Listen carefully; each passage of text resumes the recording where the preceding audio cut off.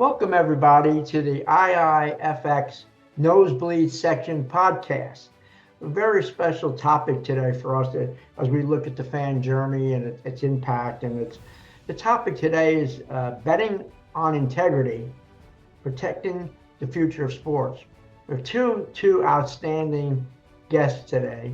Evan Davis, an attorney with Royer, Cooper, Cohen, and Brunfeld as legal counsel in the sports betting industry.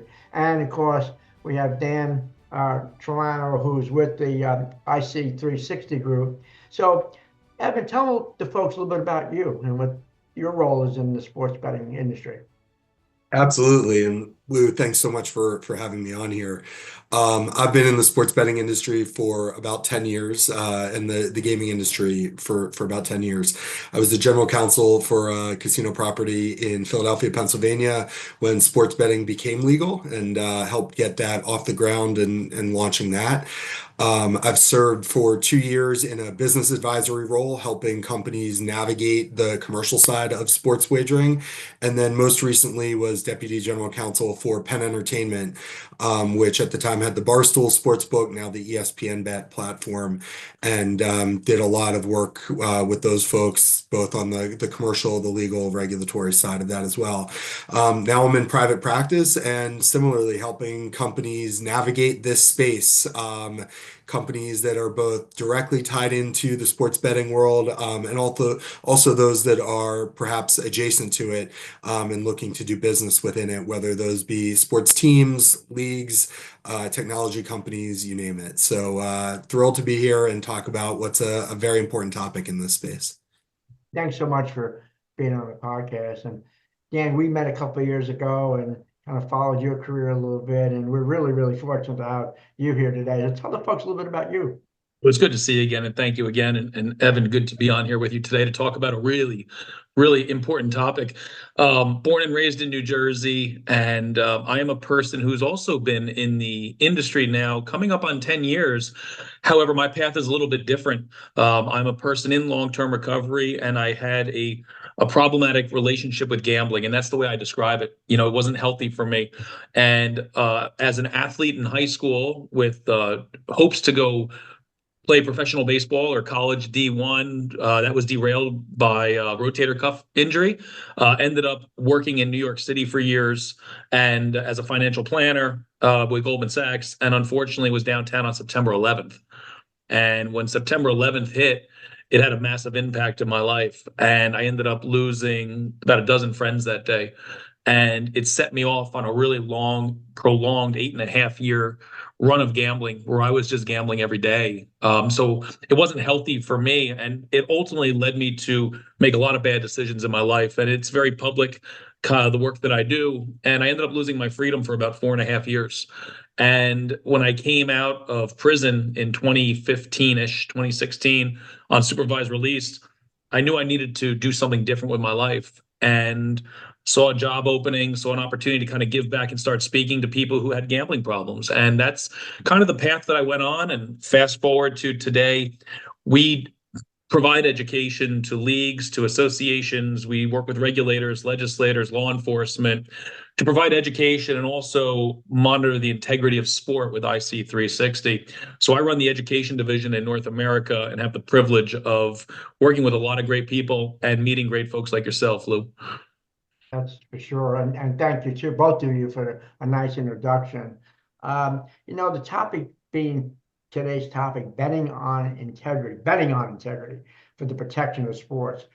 So, Dan, what is integrity monitoring and how does it work? Sure. Yeah. I mean, quite simply, what we do, IC360 is a technology company, and integrity monitoring essentially is looking for anomalies. You're looking for suspicious patterns of betting or wagering. And if you detect them and find them, you work with stakeholders, right? It takes various stakeholders to keep the industry safe and protected. So if we find something on our end, we report it back either with the operator or with the league or a team or with a regulator in the state in which we detected it. So really it's trying to preserve the fairness and the reputation of sport and sporting contests. And any other further comment, Evan, on that? Or Yeah, I mean, I think the companies IC360 is really at the forefront of this. The scariest part, I think, for stakeholders is that they don't know what they don't know, and they only have access to their own ecosystem. And IC360 is really able to bridge that gap between the betting regulators, the betting operators, the sports teams, the leagues, and synthesize that data to pick up on suspicious activity, which doesn't mean that all suspicious activity is in fact problematic, and I'm sure Dan can talk about that, but to at least raise the red flag and say, hey, this might warrant some further investigation. Exactly. It's checking, and you're 100% correct. Not everything we find is problematic. Sometimes it just happens to be one of those strange anomalies, a statistical variant.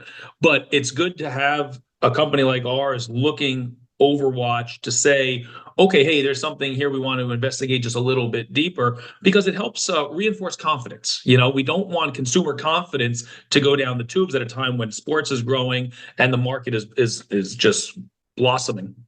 Well, the next question is a good one, I think. And I'm sitting in my office as a athletic director. I'm sitting in my office as director of operations for a pro team. I'm in the league office in New York. What steps can these organizations take to better protect the integrity of their games? That's a solid question. How do they go about it? Dan, you want to take a shot at it? Solutions that we offer with IC360, and I'm on the education end, and we'll talk about that. That'll be sprinkled in throughout, because I'm a firm believer of education at the base of a lot of what we do. But we also use technology solutions, and one of them is a solution called Prohibet. And Prohibet is essentially a technological device to prevent prohibited bettors from wagering on an event. And a prohibited bettor might be someone who's involved in sport. You might have a Major League Baseball player who's prohibited from wagering on baseball, right? That's in the policy. It's in the guidebook.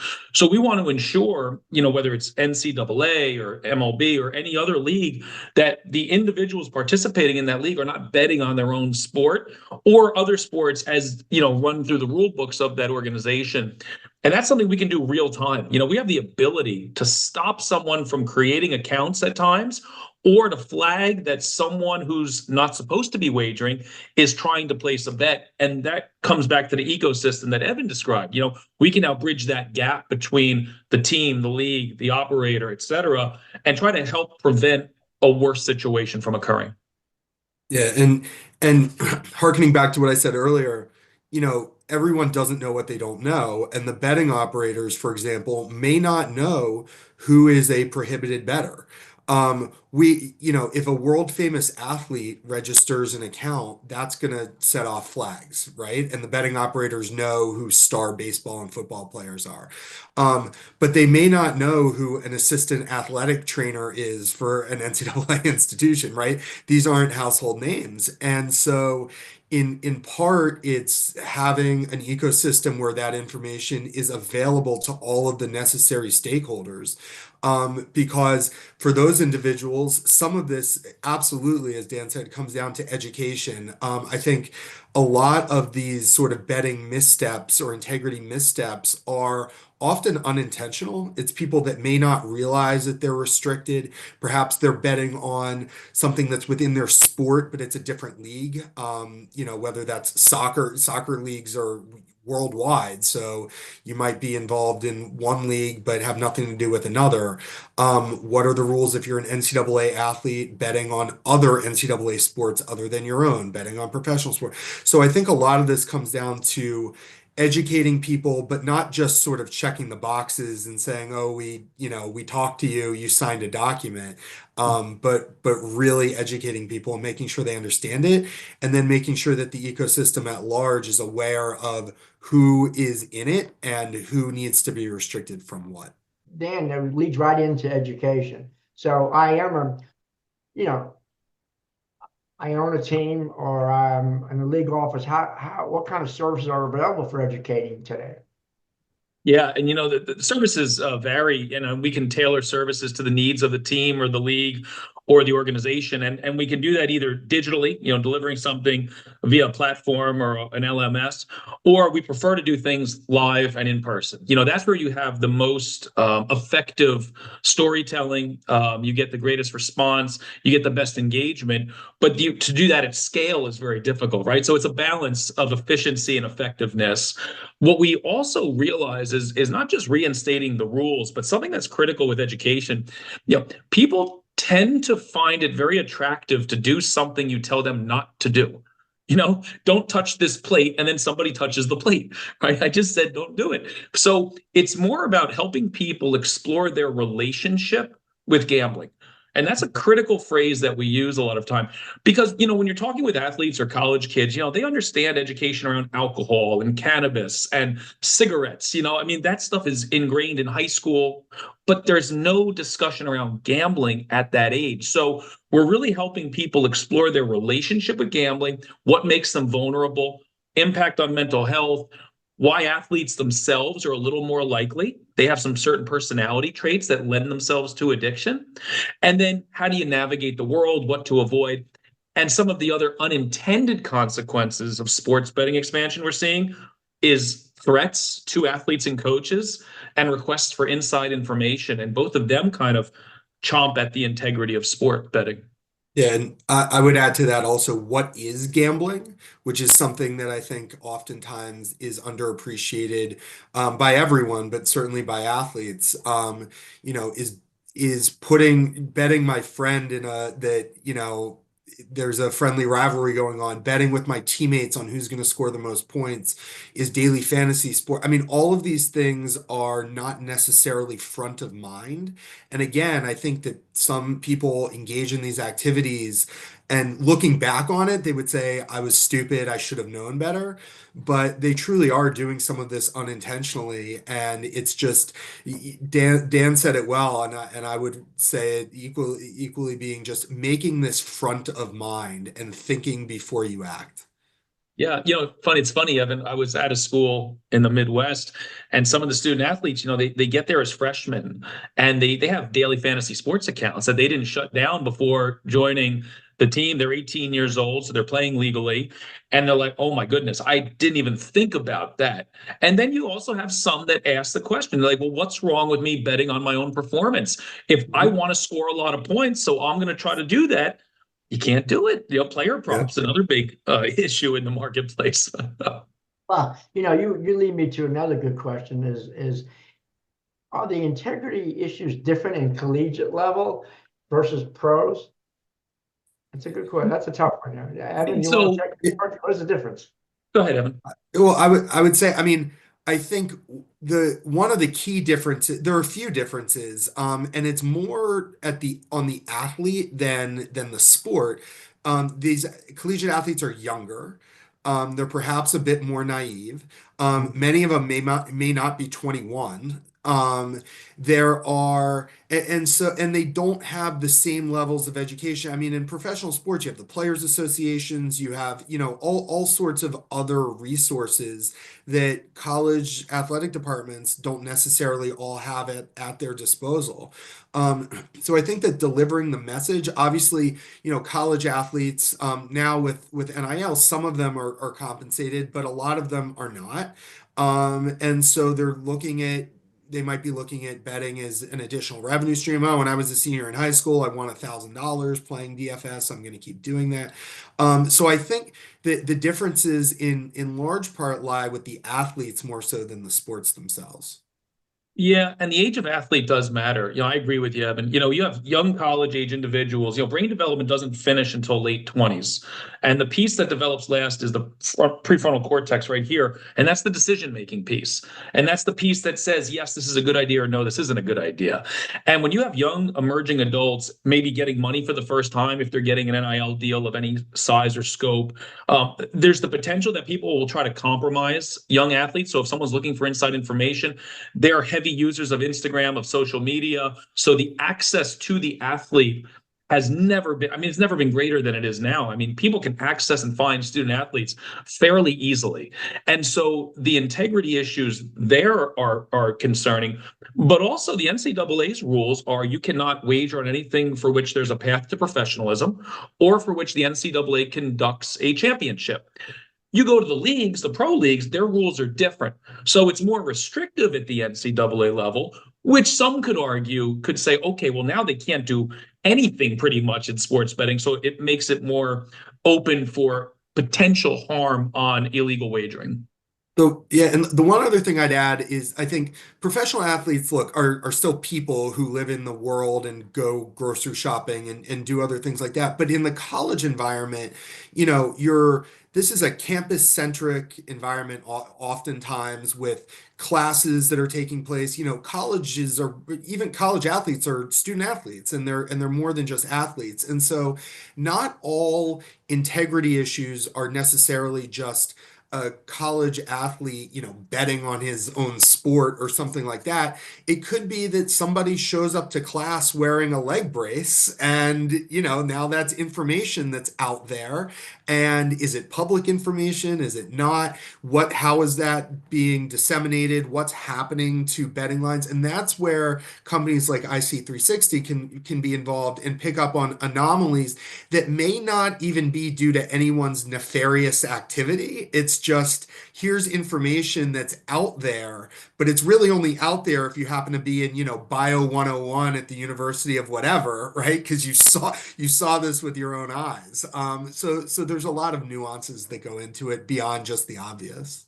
And that's why it's important that we have a coordinated approach, right? So it's the use of education, it's the use of technology tools to kind of help with that, and then it's coordinating with the stakeholders like regulators who are the enforcement arm. So it's really a lot of different stakeholders get involved. What are the biggest misconceptions regarding the effects of sports betting on the integrity of sporting events today? Biggest misconception. Just give me, whatever we go, 3 or 4. But I'll give you two. Start me off, Evan. What's going on? I'll give you two. I think the first is that sports teams that engage in commercial partnerships with betting operators are somehow up to something no good. They're interested in the outcome. They're trying to change the outcome, something like that. The fact that you might have as a sports team, have a professional, sponsorship with a sports betting operator, is no different in that sense than it is having one with, Gatorade or Toyota or any other company that has nothing to do with the sport. And that's true regardless of the extent to which you promote it. I think a lot of sports teams are reticent to really engage in these partnerships and truly promote them because they're worried that they're going to be perceived as somehow undermining the integrity of the game. And unfortunately, those perceptions are just ill-founded. The sports teams have no interest in doing anything untoward in that way. The one other misconception, and I think this one is actually pretty prolific, is that the expansion of sports betting across the United States has really increased the risk of integrity issues. It's perhaps increased the ability for companies like IC360 to detect these anomalies, but what we need to do is take a step back and realize that's a good thing. We want to detect these anomalies. Yes, it makes for an unfortunate headline, but we're actually preserving the integrity of the game. And this is still true today, when and Dan can speak to this, right? When betting activity takes place through offshore wagering, through, bookies, through other not legal, not regulated channels, it becomes much more difficult to detect. So when certain states look at, for example, restricting certain types of bets on college athletes, I think not in every case, but in many cases, it's really short-sighted. The idea would be, no, have these bets be available through legal regulated channels so that if something untoward were to go on, the information is out there and made available to the right stakeholders and able to be detected. Because if an athlete's compromised, you want the betting on them to take place through legal regulated channels, not through unregulated channels that makes it a lot harder to detect. Yeah, and to add to that, and I agree, when we can keep things above board, it's this has been going on for years. Gambling's been around since the beginning of time, right? So it's nothing new, and the issues have always been there. In the worst of my gambling, I was gambling on the Bet US, the bookmakers, the Bodogs, Bovadas at the time, sending money offshore. I mean, there's no player protection. That's not responsible gambling. There's nothing to safeguard the consumer. I would say one of the biggest misconceptions I hear constantly is, oh, this doesn't happen on our campus. This doesn't happen here. This doesn't apply to us. This is a football, basketball issue. It's not a men's swimming issue, a la Notre Dame, whose swim team was suspended for a year, right? This is not a golf issue, not a tennis issue. This is an every person issue, every sport issue, potentially, because lines are made available on an increasing number of sports, both in the legal regulated market as well as the illegal underground market. So that's one of the biggest misconceptions, is that it doesn't happen here. And then on the athlete side, they won't find me. I only do a little bit. I'm not doing anything bad. It's $5, it's $2. And what I caution individuals is, you bet in a group, you got 10 people betting. And you might do $1 or $2, because the statistics show that people are still wagering when they're not supposed to. NCAA runs data. We collect data from over 14,000 college student athletes right now. And people are gambling, and they're prohibited bettors. If you're betting with other people, you don't know what that other individual is doing. Evan, Dr. Lou, myself, we can be gambling, and all of a sudden Evan's risking $5,000, but Lou and I are only betting $2. Well, if Evan gets caught, they're looking at us also. And so the misconception is, won't happen to me, and it doesn't happen here. God, I didn't realize that. Whoa. This is another angle on this. How does restricting betting types, right, in certain states hurt integrity monitoring?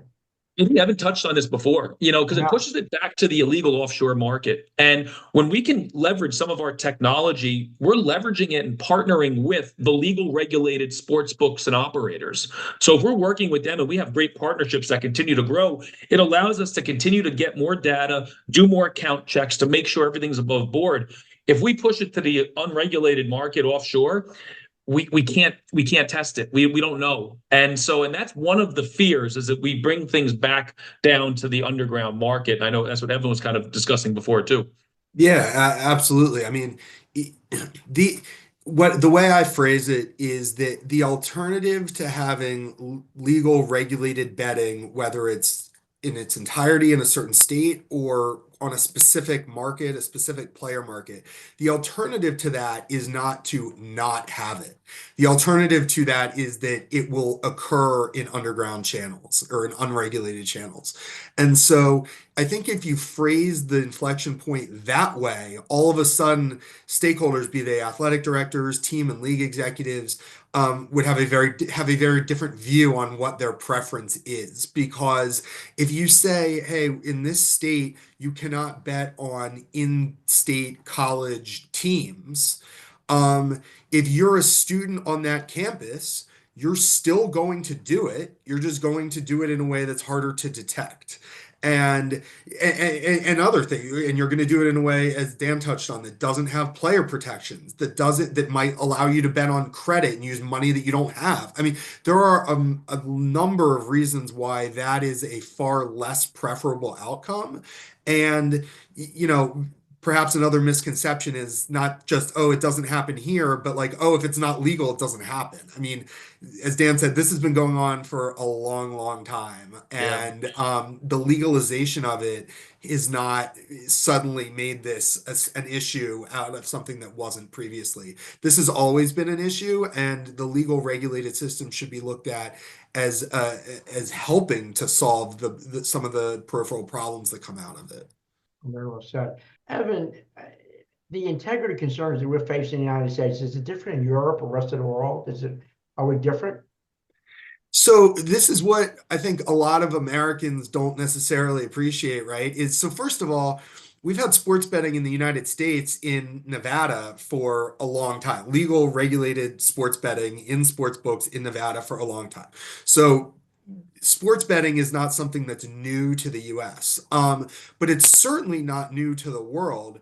There's been wagering taking place in Europe, and not just on European activities, but on American sports, right, for a long time as well. So these are issues that, again, they've come to the forefront in recent years because, yes, more people, the marketing obviously has been tremendous, and people are being inundated with ads for sports books. And people that might not have been inclined to be sports bettors before are now becoming them. Daily fantasy sports is available to people who are 18, so that's brought in a new set of folks. But we're not solving some new issue. This isn't something that the sports world has only had to think about for the last 7 years. Betting, legal regulated betting even, has been going on for a much longer time than that. And yeah, the Europeans have had betting scandals from time to time. They've addressed them. The leagues there have dealt with players that have been involved in certain things. So we need to perfect the wheel, not recreate it. Yeah, and Europe had a good 10-year head start in some of the things, because we can learn from advertising. We can learn from education systems and education that's provided overseas. I'll tell you, when I was with one of the universities in the Midwest about 2 weeks ago, I asked how many of you have ever received education on sports betting, integrity, addiction, whatever it was. Not one hand in the room went up, except in the evening session, 2 people raised their hand. They were both from Australia. So Australia has some of the highest rates of problematic gambling in the world. And these athletes had to take mandatory gambling education, integrity, inside information, match fixing. They had to have this regularly going on. In the US, we don't talk about it. So I think that, to Evan's point, we're not recreating the wheel, but we're trying to refine it culturally, right? So we'll have cultural differences, but it's also learning from, yes, you have Interpol finding match fixing, that's been going on for years too. So how do we work together? When PASPA was repealed, it gave each state the right to decide how to do it, essentially. Soup to nuts, A to Z. And some states haven't done anything with it. Texas, California, 2 of the biggest ones.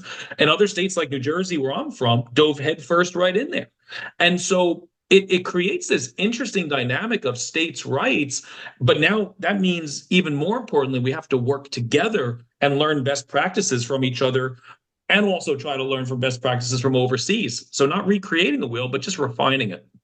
Yeah, what are the 3 takeaways from this podcast that could really be valuable to that, that owner or that athletic director? What are good 3 takeaways from integrity and sports betting?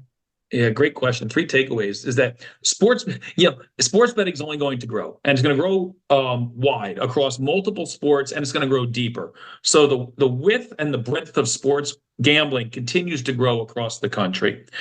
Number 2, education matters. Having the conversation, having an open, honest conversation to reduce stigma, to reduce shame, to get it out in the open is always better. And number 3, it can happen anywhere.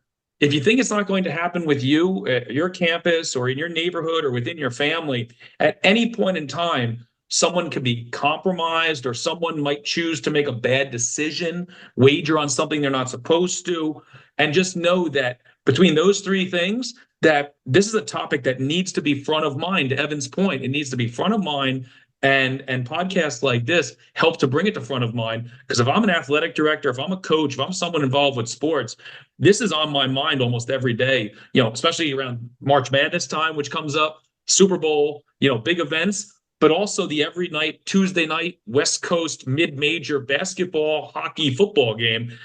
Everyone's in the crosshairs. So it's a good conversation to have. Okay, what are your 3 takeaways for us? Yeah, well, so Dan took one of my 3 on the education. That's okay. That's okay. So I'm gonna say, but I'm gonna say mine all sort of play off the same theme, which is that for stakeholders within sports, whether it be they NCAA athletic directors, team executives, league executives, lean into sports betting. Leaning into sports betting is going to be a net positive on the integrity front, and it's for 3 reasons. One is that you can better educate not just your athletes, but your staff and not just your head coach, but as I mentioned, your assistant athletic trainers, right? Like, the tutors who work with college athletes. I mean, there are a tremendous number of staff that need to be educated, and again, not just check the box education, but like truly need to understand what the rules are, what they can and can't do. I think the other two ways that executives can lean into this are by working with their state legislators, their gaming regulators, to encourage, as counterintuitive as it might sound, the proliferation of legalized sports betting. It helps from an integrity monitoring standpoint. And they should be leaning in and being a voice in the room that's not perceived as just being a roadblock. Well, we want to minimize this and we want to stand in the way of this. They should be seen as helping to further develop it, because then they have a greater voice in what the rules are and what the guardrails are around these things. And the last is with the commercial partnerships that teams and NCAA institutions in particular have really, they sort of put their toe in the water and then really shied back from partnering with sports books. And I understand why. But at the end of the day, they partner with other industries that might have age restricted products, that have slightly controversial products, right? That might even have an addictive quality to them. And again, those partnerships can be developed in a way that in no way compromises the integrity of their game. And actually helps them to have a bigger voice at the table and be seen as a partner in this, and develop some additional commercial partnerships, develop some additional revenues, right? I mean, there are all kinds of ways that I think these things can be beneficial. The fan engagement piece of sports betting, I mean, this kind of goes without saying, but the potential for fan engagement is off the charts. There's no other, category that I can think of that is so directly tied in to the fans' experience as sports betting. It's directly related to the on-field, on-ice, in-arena product. And those should be sponsorships and partnerships that are just that executives are diving into head first. So I think that they can do that and do it in a way that maximizes their fan engagement without compromising anything integrity related. Evan and Dan, it's been an honor today to spend quality time with you to help educate our great profession. And again, thank you so much, both of you. Thank you. Thanks so much for having me on, and really appreciate you doing this and getting the word out there about, again, what's an incredibly important issue in this space.